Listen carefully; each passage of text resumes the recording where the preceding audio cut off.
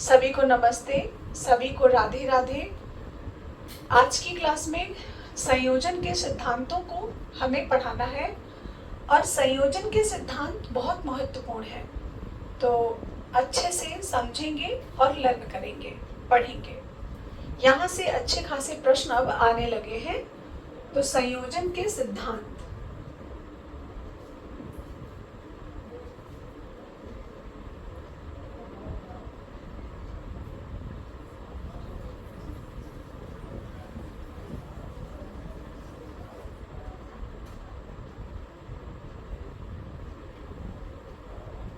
संयोजन के सिद्धांतों में कितने सिद्धांत होते हैं, पहला तो प्रश्न यही बनता है। तो संयोजन के सिद्धांतों में कितने सिद्धांत होते हैं? 8 सिद्धांत हैं। 8 सिद्धांत हैं। तो सिद्धांतों की संख्या कितनी है? 8 है, लेकिन कंडीशन बेस है। प्रमुख रूप से 6 सिद्धांत माने गए हैं।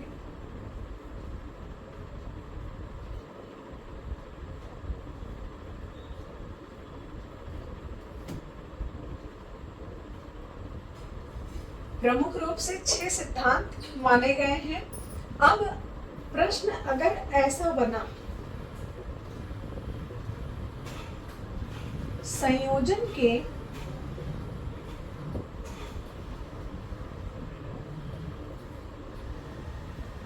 में सिद्धांतों की संख्या है,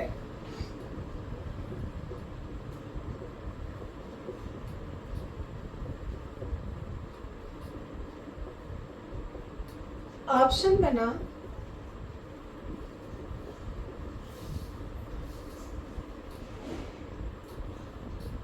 6, 8, 5 या 9।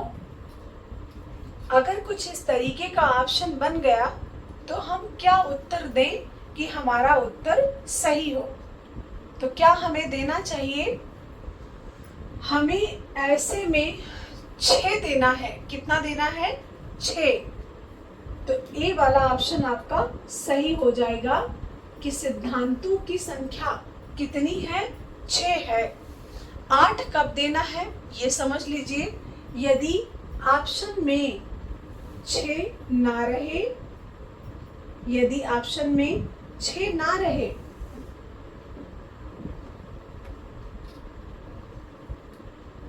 यदि ऑप्शन में 6 ना रहे और डी ऑप्शन में रहे, इनमें से कोई नहीं,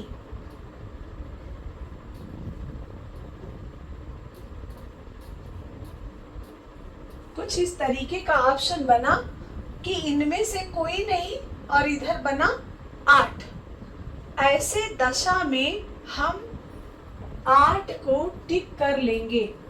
देखिए, ये बहुत ही समझ पूर्ण बातें हैं, बहुत ही समझने योग्य बातें हैं। यदि हम कला में आंसर देना नहीं जानते हैं तो आप यकीन मानिएगा 6-7 प्रश्न हमारे ऐसे होते हैं जो कि आते हुए प्रश्न गलत हो जाते हैं।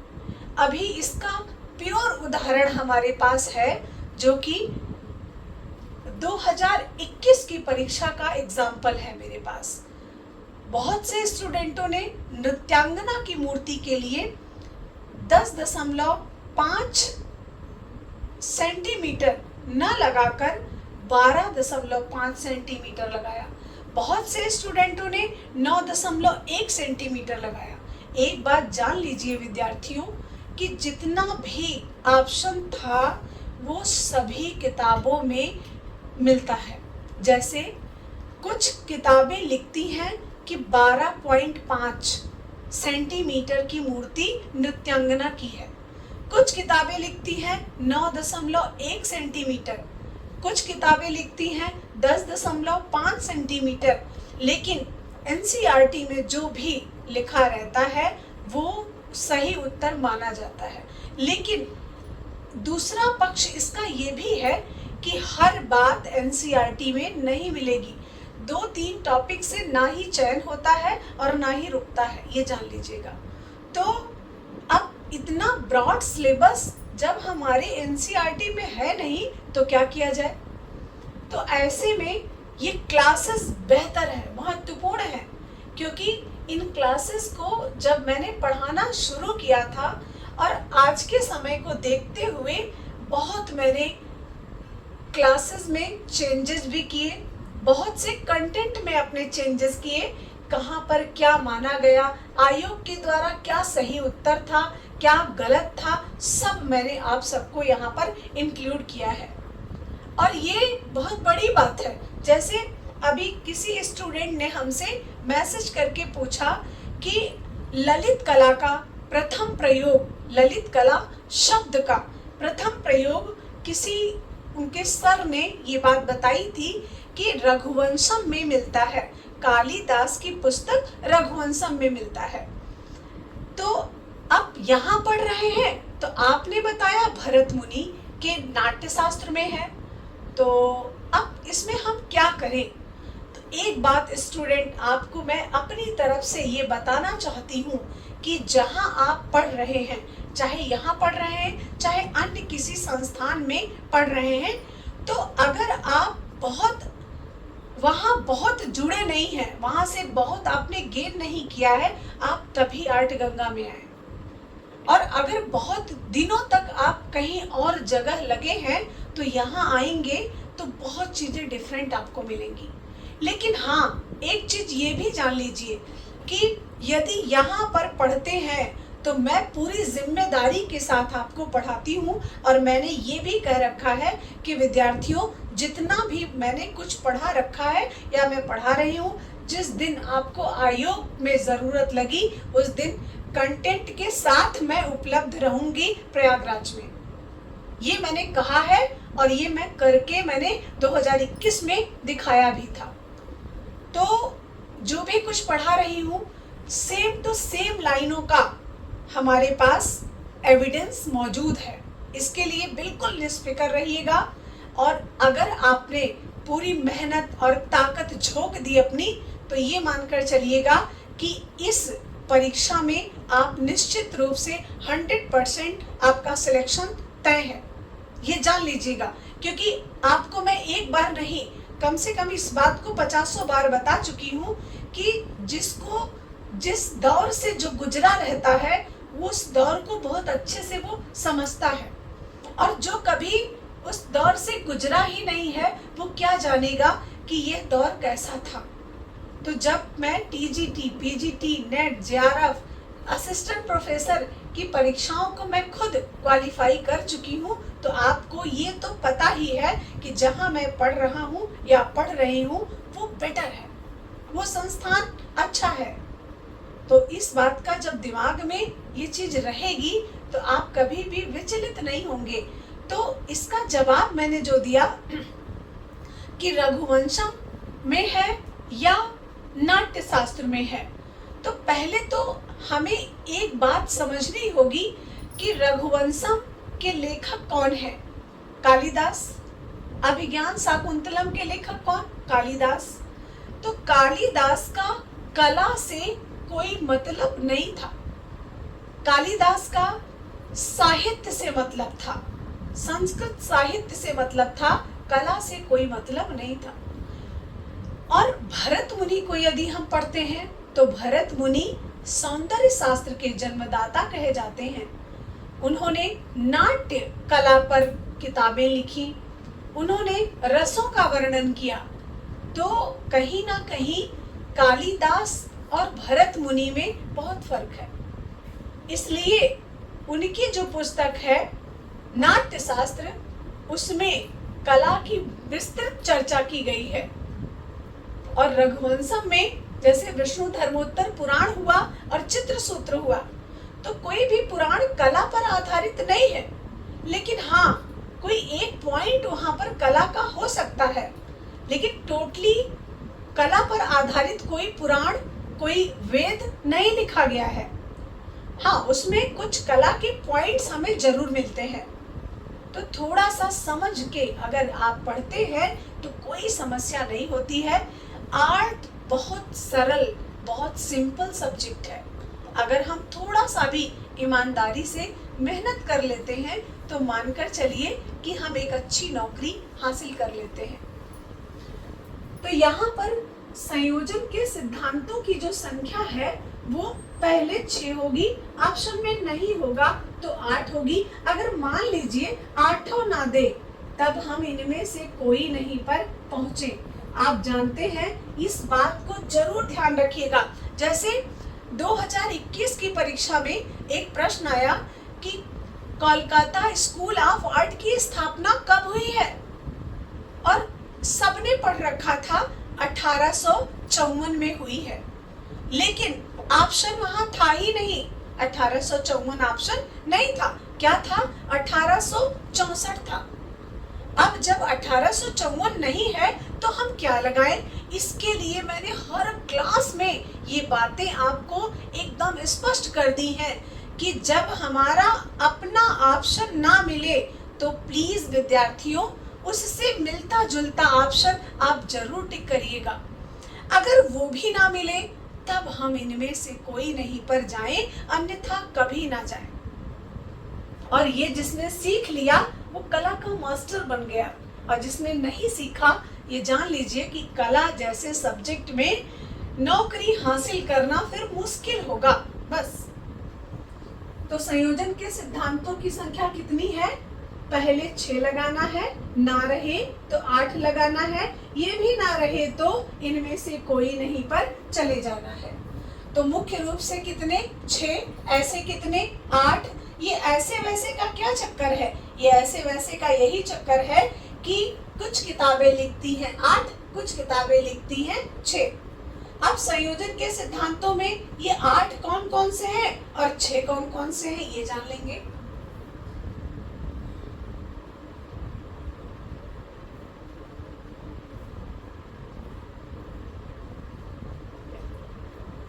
सामंजस्य, सहयोग, संतुलन, सा वाले पहले लर्न कर लेंगे।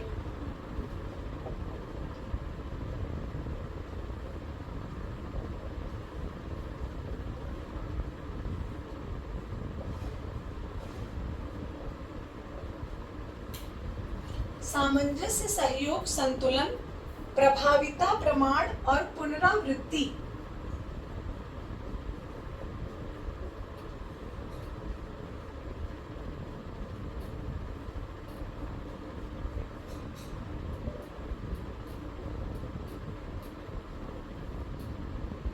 प्रभाविता, प्रमाण और पुनरावृत्ति, और एकता और विरोध, ये दोनों अलग से जुड़े हुए हैं। एकता और विरोध, इन दोनों को हम अलग कर देते हैं कभी, और कभी एक जगह रख लेते हैं। और पुनरावृत्ति जो है, इसी को कहीं कहीं विद्वानों ने लय भी कहा है, इसी को कहीं कहीं लय भी कहा गया है। अब हम एक एक टॉपिक को अच्छे से समझेंगे और पढ़ेंगे। तो पहला जो है वो क्या है? हार्मनी, सामंजस्य है। पहला सिद्धांत क्या है? सामंजस्य। अभी पिछले वर्ष संतुलन से प्रश्न आया था।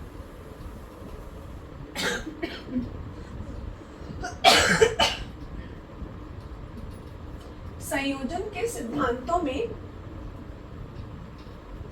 पहला सिद्धांत है सहयोग।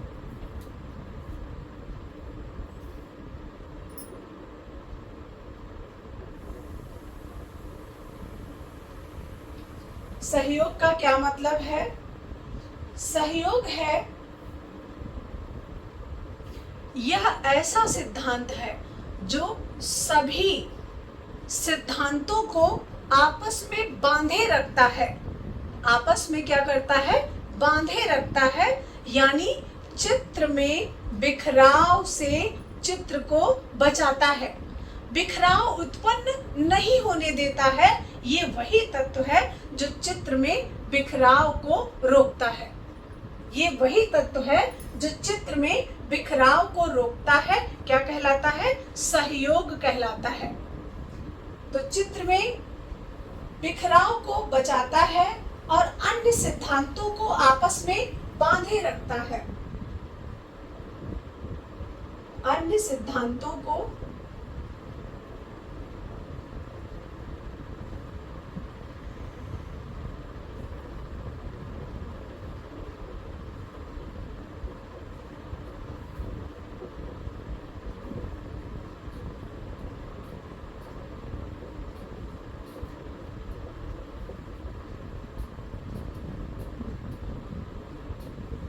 और चित्र में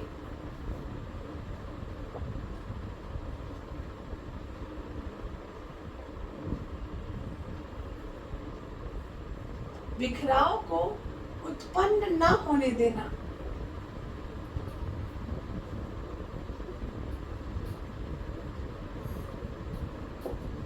बिखराव से चित्र को बचाना, यही है सहयोग करना। और वैसे भी आप इसको थोड़ा सा अगर अपनी लाइफ में भी करके देखेंगे तो आपको ये डिफिनेशन ज़्यादा समझ में आएगी। किसी का सहयोग करते हैं तो उसको बचाने के लिए करते हैं। अब वो सहयोग किसी भी रूप में हो सकता है, तो किसी को बचाना यानी उसका सहयोग करना यही है। तो चित्र में जो तत्व और हैं जैसे पुनरावृत्ति, प्रमाण, लय, ये सब जितने भी तत्व हैं, सामंजस्य, संतुलन, इन सबको एक सूत्र में बांधे रखने का कार्य सहयोग द्वारा किया जाता है, जिससे चित्र में कोई भी बिखराव उत्पन्न नहीं होता है। यही है सहयोग। अगला जो हमारा सिद्धांत है वह है संतुलन। संतुलन क्या है?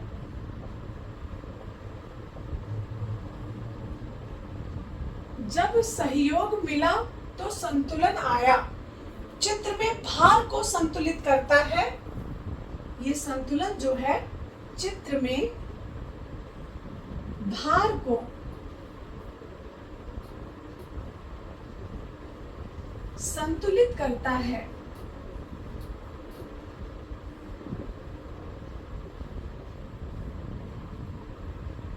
चित्र में भार को संतुलित करता है और चित्र में स्थायित्व लाता है।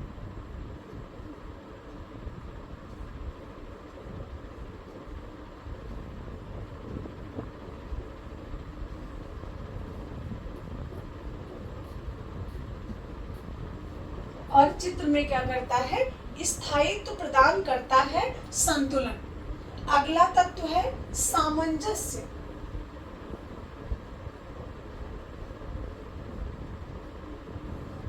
अगला तत्व है सामंजस्य। सामंजस्य में क्या है? चित्र में तत्वों का सामंजस्य होना। चित्र में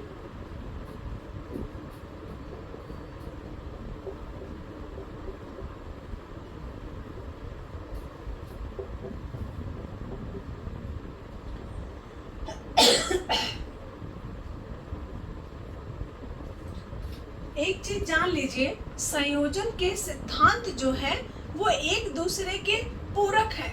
चाहे वो सहयोग हो, चाहे वो संतुलन हो, चाहे वो सामंजस्य हो, सबकी डिफिनीशन लगभग सेम है। कोई भी तत्व ये नहीं कह रहा है कि चित्र में विरोध उत्पन्न कर रहा है, कोई भी तत्व ऐसा नहीं कर रहा है। तो ये जो सिद्धांत हैं इनकी डिफिनीशन तो अलग अलग हो सकती है, लेकिन इनका जो अर्थ है वो एक दूसरे के पूरक वाला अर्थ दिखाई देता है। तो पहला हमारा था सहयोग, फिर संतुलन, फिर सामंजस्य। तीन तो हमारे ये सा वाले हो गए। अब प्रभाविता क्या है, इतना देख लीजिए, फिर प्रभाविता को देखते हैं। प्रभाविता का सबसे अच्छा उदाहरण अजंता की गुफा संख्या 17 में राहुल समर्पण नामक चित्र में दिखाई देता है। प्रभाविता किसी भी एक चित्र को ज्यादा इंपॉर्टेंसी देना, मुख्य चित्र को, वही प्रभाविता कहलाता है। प्रभाविता का अर्थ है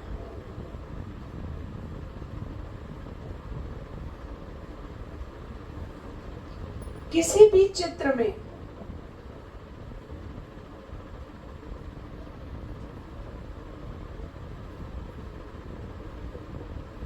मुख्य आकृति को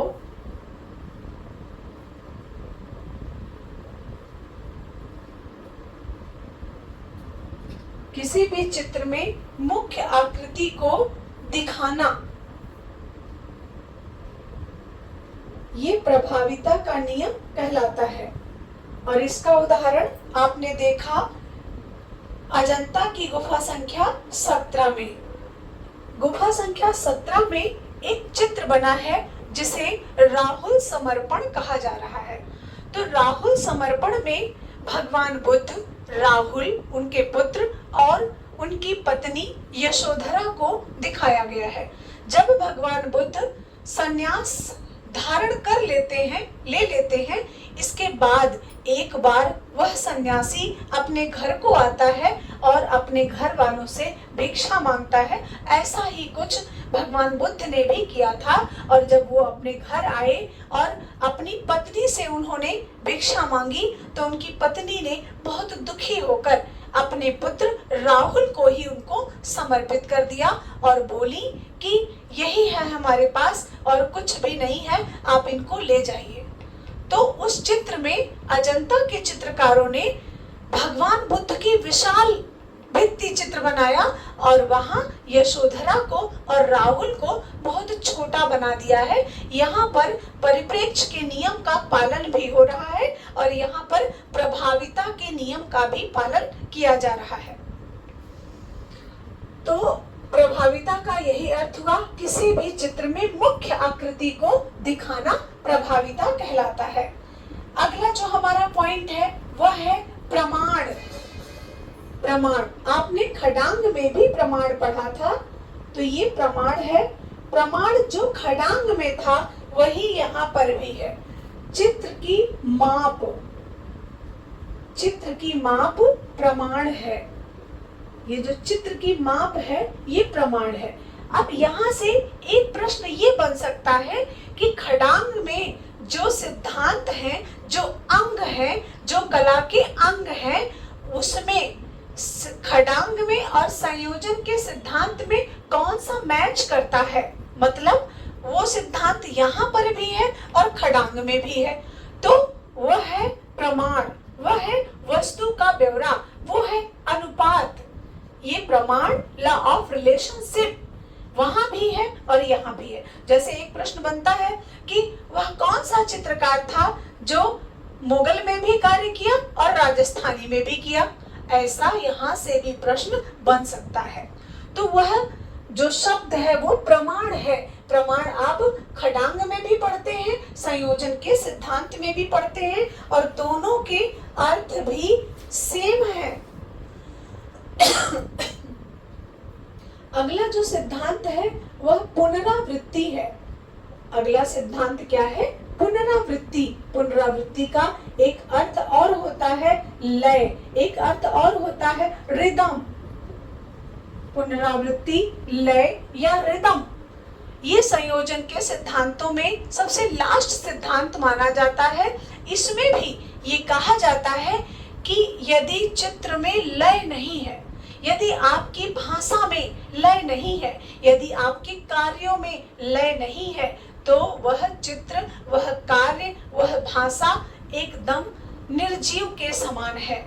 इसलिए जीवन में लय होना बहुत जरूरी है। पुनरावृत्ति किसी भी चीज की जो अच्छी है उसकी पुनरावृत्ति हमेशा हमेशा करनी चाहिए। यदि हम चित्र में पुनरावृत्ति नहीं करते हैं तो वह चित्र नीरस लगने लगता है। इसीलिए जो संयोजन का अंतिम सिद्धांत कहता है वह बार बार रिवीजन कहता है, बार बार पुनरावृत्ति कहता है। एक चीज जानिए, हर चीज को आप अपने से कनेक्ट करिए। हर चीज को, जो भी प्रकृति में पढ़ लिख रहे हैं, जैसे समाज में रह रहे हैं, यदि हम अपने से कनेक्ट कर लें उसको तो बहुत आसान हो जाएगा समझना। जैसे अगर हम बार बार किसी भी चीज का रिवीजन करते हैं तो बहुत सी बातें स्पष्ट होती हैं, बहुत सी बातें सामने खुलकर आती हैं। अच्छा, ये अभी नहीं पढ़ा था, ये अभी हमारे चैप्टर का हिस्सा था लेकिन हमारे दिमाग में नहीं था। जब हमने बहुत ज्यादा डीपली अध्ययन किया तो पता चला कि जो नंद की पत्नी थी वही मरणासन्न राजकुमारी थी। तो इस तरीके से वही सुंदरी थी, उनका नाम सुंदरी था। तो कैसे बार बार अध्ययन से, बार बार जब एक ही चीज को आप पढ़ते हैं तो उसी में से नई नई चीजें निकलती हैं। लेकिन फिर उसके लिए ना बहुत मेहनत करना पड़ता है, ऐसे नहीं। जैसे पिकासो वाली एक घटना है, मैं कई बार इसका जिक्र भी कर चुकी हूँ। पिकासो ने जब एक लड़की को 2 मिनट में एक अच्छा सा चित्र बनाकर दे दिया तो उसने कहा, वाह, 2 मिनट में इतना अच्छा चित्र, तो चित्रकारी बहुत सरल है। उसने कहा नहीं, इसके पीछे इस 2 2 मिनट के पीछे मैंने 40 साल दिए हैं। समझ सकते हैं, इतना आसान कोई चीज नहीं है, लेकिन असंभव भी कुछ नहीं है। कुछ भी असंभव नहीं है जीवन में। आप जो करना चाहेंगे आपको हासिल होगा, लेकिन करना चाहो बस। अब ये नहीं है कि अरे बाप रे आंख बंद है यार, टीजीटी की नौकरी मिल जाती, 60-70 हजार रुपए सैलरी आने लगती, बस सब सही हो जाता। अब पता चला कि पढ़ एक अक्षर नहीं रहे हैं और खाली आंख बंद करके सपना देख रहे हैं और अपने परिवार वालों को दिखा रहे हैं। उसके लिए आपको स्ट्रगल करना पड़ेगा, उसके लिए आपको मेहनत करनी पड़ेगी। अब स्ट्रगल क्या, जो है मनोरमा यादव जी से लड़ना नहीं है कि नहीं पता चला राजेश कुमार जी लड़ने लगे, अरे हम तो स्ट्रगल कर रहे हैं। स्ट्रगल आप अपने सब्जेक्ट में करिए, मेहनत करिए, तब जाके। अब पता चला कि डेट आ गई है, अब पूजा मैम बार बार कह रही है भैया लोग, दीदी लोग, सब लोग, जितने लोग संभव हो सके सब प्रयागराज आ जाओ और खूब जम के टेस्ट सीरीज करो, बार बार एक ही प्रश्न को लर्न करो। और तो नहीं आ रहे हैं, नहीं मम्मी नहीं जाने दे रही है, पापा कह रहे हैं अरे नहीं, पति कह रहा नहीं, पति कह रहा कहीं ऐसा ना हो पढ़ लिख के तुम टीचर बन जाओ तो कल को हमको भूल जाओ। कुछ इस तरीके की बातें मन में बहुत चल रही हैं। ये चलना नहीं चाहिए। जानते हैं आप, यदि आपको कुछ भी हासिल करना है तो उसके लिए आपको लड़ना होगा। अब लड़ना का मम्मी पापा पति से नहीं लड़ने लगना, लड़ना अपने आप से होगा। अपने आप को समझाना होगा, अपने आप को एकदम रगड़ना होगा। आज का वो युग नहीं है जो पहले था, आज का वो समय नहीं है जो पहले था कि कुछ थोड़ा सा पढ़ लिया हो गया चैन। नहीं, आजकल ना सब लोग पढ़ रहे हैं। जो भी तनिक जानता है कला के बारे में वो भी पढ़ रहा है। तो इसलिए हम आपको डरा नहीं रहे कि डर डर के जीने लगो, ऐसा नहीं है। हम आपको समझाने का प्रयास कर रहे हैं कि जैसे आपने इतना समय दिया वैसे थोड़े समय की और बात है। बस थोड़े समय के लिए अपने आप को किताबों से दूर मत करिए, अपने आप को क्लासों से दूर मत करिए, अपने आप को मेहनत से दूर मत करिए। और जिस दिन आप लग जाएंगे, अभी भी समय है, अभी भी आपके पास लगभग 40 से 50 दिन का समय है। अगर आप उसमें अपने आप को समर्पित कर दिए तो निश्चित रूप से आप 60-70 हजार स्टार्टिंग के मनुष्य बन जाएंगे। और बनना बहुत जरूरी है, क्योंकि आज का समय ऐसा है ना जहाँ पैसा नहीं है, पद नहीं है, कोई मान सम्मान नहीं है, कुछ नहीं है। घर के चाहे कितने भी काम कर डालो ना, उसकी कोई वैल्यू नहीं है। हमने तो ये दोनों करके देख लिया है, घर के काम भी करके देख लिया, बाहर भी देख लिया। तो ये सब चीजें समझ में आती हैं जब हम अपने आप को रगड़ते हैं, तभी उपदेश दे पाते हैं। उपदेश देना भी आसान नहीं है। जबरदस्ती का उपदेश अगर दिया जाए तो अलग बात है, बाकी उपदेश वही दे सकता है जो उन सब चीजों में इन्वॉल्व हो। सब लोग मन से दिल से नहीं बोल सकते हैं। और आपको पता है कि जो चीजें नहीं है वो दिखावे से कभी नहीं आ सकती। कोई कह दे कि अरे हम तो बहुत पढ़े लेकिन हुआ नहीं, आपने पढ़ा ही नहीं, जिसने पढ़ा उसका चयन हुआ। इसलिए ये समझिए कि उपदेश देना भी आसान नहीं है, फिलॉसफी झाड़ना भी आसान नहीं है। उसको भी आप अपने दिल में बसाते हैं, आप उन चीजों से गुजर चुके होते हैं तभी कह पाते हैं, ऐसे हवा थोड़ी बोल दोगे। तो जो लास्ट का है वो पुनरावृत्ति है, लय है, रिदम है। और इसी पुनरावृत्ति से, इसी लय से, इसी रिदम से चित्र जीवित हो उठता है, चित्र में जान आ जाती है। और ये जो पुनरावृत्ति है ना, ये सभी कलाओं में समान रूप से कार्य करता है। चाहे वो संगीत कला हो, चाहे वो चित्र कला हो, चाहे वो वास्तु कला हो, चाहे वो काव्य कला हो। यही एक ऐसा सिद्धांत है कि जो सभी कलाओं में एक समान रूप से कार्य करता है। प्रमाण, प्रभाविता, सहयोग, संतुलन, सामंजस्य, ये सिर्फ चित्रकला के तत्व है, ये सिर्फ चित्रकला के सिद्धांत है। लेकिन जो पुनरावृत्ति है, जो लय है, जो रिदम है, वो सभी कलाओं में समान रूप से कार्य करता है। आज की क्लास में इतना ही, धन्यवाद। और आप लोग कल थोड़ा सा इसको ध्यान में रखिएगा, क्योंकि कल क्लास मैं मॉर्निंग में करूंगी। थैंक यू सो मच, सभी को नमस्ते, गुड नाइट, राधे राधे।